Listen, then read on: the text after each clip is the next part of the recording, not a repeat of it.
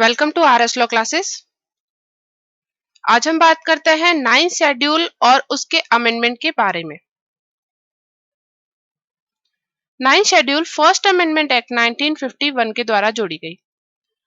9th schedule बनाने का मुख्य उद्देश्य है भूमि सुधार संबंधी विधियों को एक जगह एकत्रित करना और वे विधियां न्यायिक पुनर्विलोकन के बाहर रहेगी, यानी उन विधियों का न्यायिक पुनर्विलोकन नहीं किया जा सकता, किंतु वर्तमान में इसकी स्थिति बदल चुकी है। केशवानंद भारती के मामले में आधारभूत ढांचे का सिद्धांत दिया गया और कहा गया कि आधारभूत ढांचे को बदला नहीं जा सकता और 9th शेड्यूल में जो विषय 24 अप्रैल 1973, 24 अप्रैल 1973 के बाद में जोड़े गए हैं उनका न्यायिक पुनर्विलोकन किया जा सकता है। IR सेलो बनाम तमिलनाडु राज्य में उच्चतम न्यायालय के 9 न्यायाधीशों की एक संविधान पीठ ने निर्धारित किया कि 9th शेड्यूल जिसके द्वारा 31B जोड़ी गई 24 अप्रैल 1973 के पश्चात जिस दिन केशवानंद भारती का निर्णय दिया गया था, शामिल किए गए अधिनियमों को विखंडित किया जा सकता है यदि वे आधारभूत ढांचे का उल्लंघन करते हैं। 9th शेड्यूल का मुख्य उद्देश्य भूमि सुधार अधिनियमों को न्यायालय में चुनौती देने से रोकना था, किंतु इसे सार्वजनिक बात बना दिया गया और सभी प्रकार की विधियों को, चाहे वे निर्वाचन से संबंधित हो अथवा औद्योगिक संबंध से संबंधित हो, 9th शेड्यूल में शामिल कर दिए गए थे। इसी प्रकार तमिलनाडु के 69% आरक्षण के कानून को भी 9th शेड्यूल में डाल दिया गया। तमिलनाडु कानून को इसलिए 9th शेड्यूल में शामिल किया गया क्योंकि मंडल आयोग के मामले में उच्चतम न्यायालय ने यह निर्णय दिया कि आरक्षण 50% से अधिक नहीं हो सकता है, परंतु मामले में पिटिशनर ने 9th शेड्यूल में शामिल अनेक अधिनियमों की विधि मान्यता को चुनौती दी, जिसमें तमिलनाडु का आरक्षण अधिनियम भी शामिल था। उच्चतम न्यायालय की 9 न्यायाधीश की पीठ ने यह निर्धारित किया कि यद्यपि अनुच्छेद 31B को संवैधानिकता को अनेक मामलों में विधिमान्य घोषित किया गया है, अतः उसे पुनः चुनौती नहीं दी जा सकती, किंतु यदि कोई अधिनियम जो केशवानंद भारती के निर्णय 24 अप्रैल 1973 के पश्चात 9वीं अनुसूची में शामिल की गई है, यदि मूलभूत अधिकारों का उल्लंघन करता है तो उसे इस आधार पर न्यायालय में चुनौती दी जा सकती है कि वह संविधान के आधारभूत ढांचे को नष्ट करता है या क्षति पहुंचाता है। इस प्रकार 9th शेड्यूल जो 31B से संबंधित है, इनमें निम्न परिवर्तन किए गए और वर्तमान तक 284 अधिनियमों को इसमें शामिल किया गया। इन अमेंडमेंट को हम आज देखेंगे। पहला अमेंडमेंट फर्स्ट अमेंडमेंट था, जिसके द्वारा 9th शेड्यूल जोड़ी गई और उसमें 13 अधिनियमों को शामिल किया गया। इन अधिनियमों को आप नोट कर सकते हैं।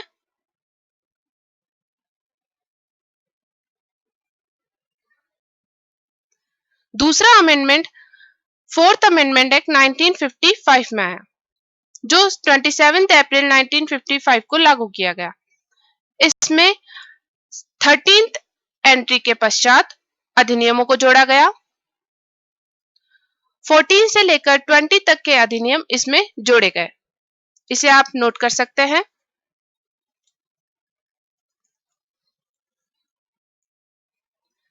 इसके पश्चात 17th अमेंडमेंट एक्ट 1964 में आया, जो 20 जून 1964 को लागू हुआ। इसके द्वारा 21 से लेकर 64 तक की एंट्री को शामिल किया गया।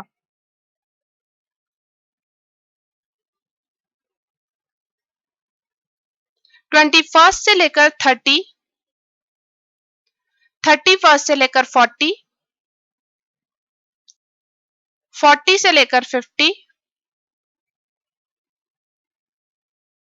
50 से 60 और 61 से 64 इन अधिनियमों को 17वें संविधान संशोधन के द्वारा जोड़ा गया। तो पहले संविधान संशोधन, उसके बाद में फोर्थ संविधान संशोधन और 17वां संविधान संशोधन, 3 संविधान संशोधन हुए। उसके पश्चात 29th अमेंडमेंट 1972 में आया, जो 9 जून 1972 को लागू हुआ। इसके द्वारा 65 और 66 दो अधिनियमों को जोड़ा गया।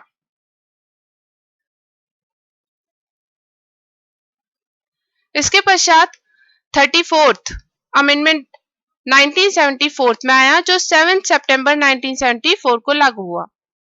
इसके द्वारा 67 से लेकर 86 तक की एंट्री को शामिल किया गया।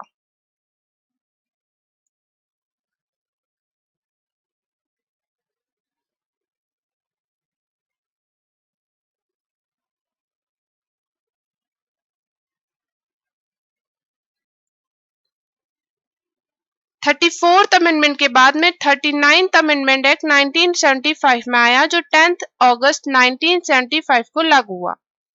इस अमेंडमेंट के द्वारा 87 से लेकर 124 तक की एंट्रीज को शामिल किया गया।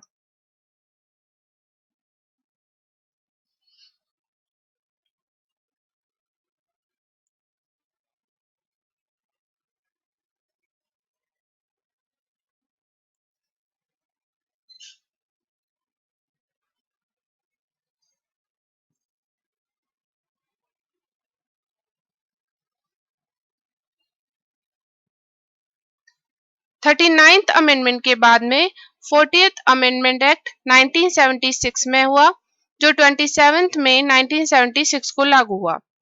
इसके द्वारा 125 से लेकर 188 तक की एंट्री को इसमें शामिल किया गया।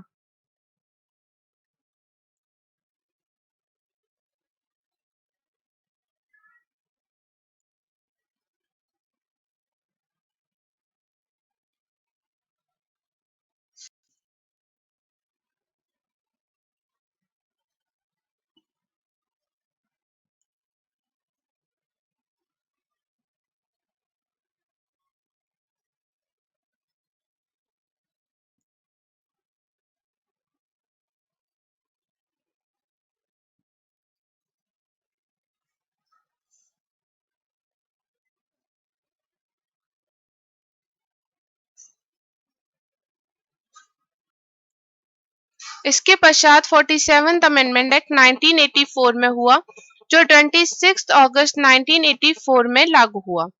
इस अमेंडमेंट के द्वारा 189 से लेकर 202 तक इसमें एंट्रीज को शामिल किया गया।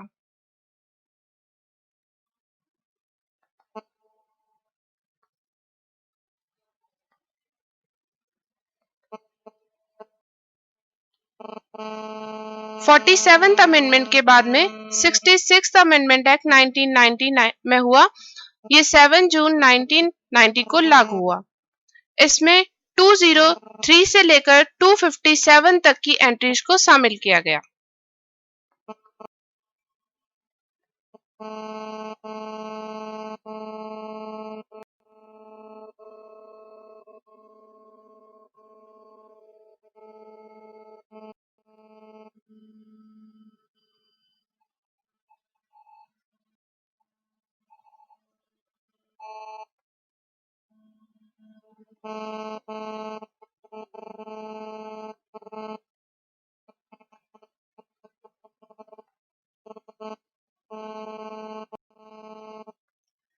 इसके बाद 76th अमेंडमेंट एक्ट 1994 में हुआ, जो 31 अगस्त 1994 को लागू हुआ। इसके द्वारा 257 के बाद 257 ए नाम की एंट्री इसमें शामिल की गई। इस एंट्री को इसमें काउंट नहीं किया जाएगा। इसमें 285 हम नहीं कहेंगे, इसे 284 ही हम कहेंगे।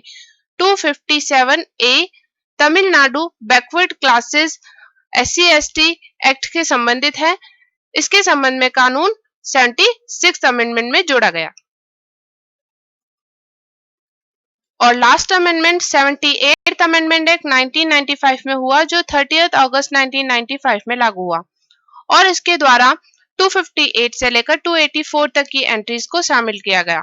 और अब वर्तमान में 284 इसमें एंट्रीज शामिल है।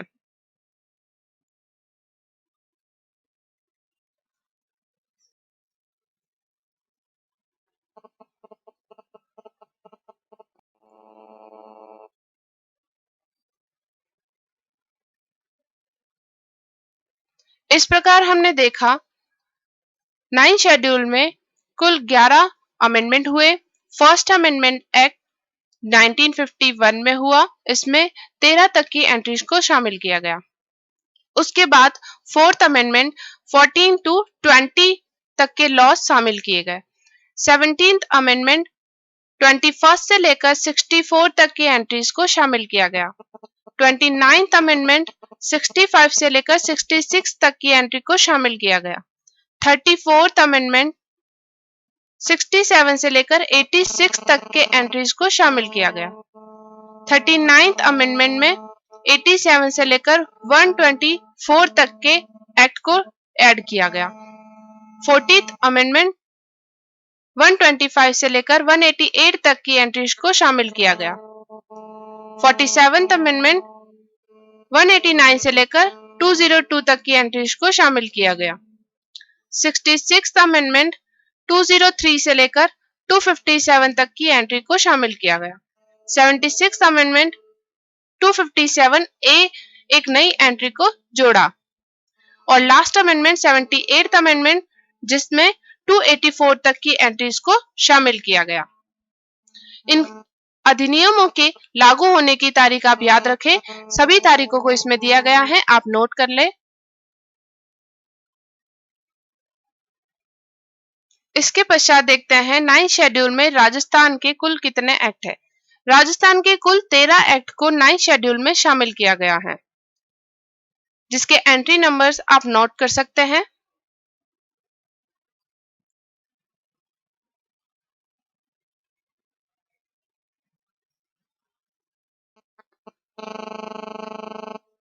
नाइन्थ शेड्यूल में 284 तक की एंट्रीज के बाद में एक एक्सप्लेनेशन आता है। इस एक्सप्लेनेशन को 17वें अमेंडमेंट के द्वारा जोड़ा गया जो 1964 में हुआ।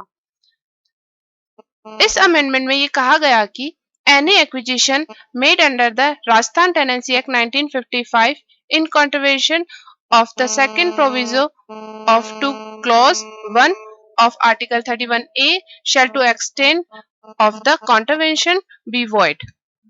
राजस्थान टेनेंसी एक्ट के अधीन आर्टिकल 31A के खंड 1 के परंतु में इसके उल्लंघन में कोई भी भूमि का अर्जन किया गया है तो वो उस उल्लंघन की मात्रा तक शून्य होगा। इस प्रकार हमने देखा 9th शेड्यूल में 11 अमेंडमेंट किए गए और वर्तमान में 284 एक्ट को इसमें जोड़ा गया और राजस्थान के 13 एक्ट हैं जो इसमें शामिल किए गए हैं। 9th शेड्यूल पूर्व में जुडिशियल रिव्यू से बाहर थी, लेकिन अब इसका जुडिशियल रिव्यू किया जा सकता है। केशवानंद भारती के केस के आने के पश्चात जो अधिनियम इसमें जोड़े गए उनका जुडिशियल रिव्यू किया जा सकता है यदि वे आधारभूत ढांचे को नष्ट करते हैं।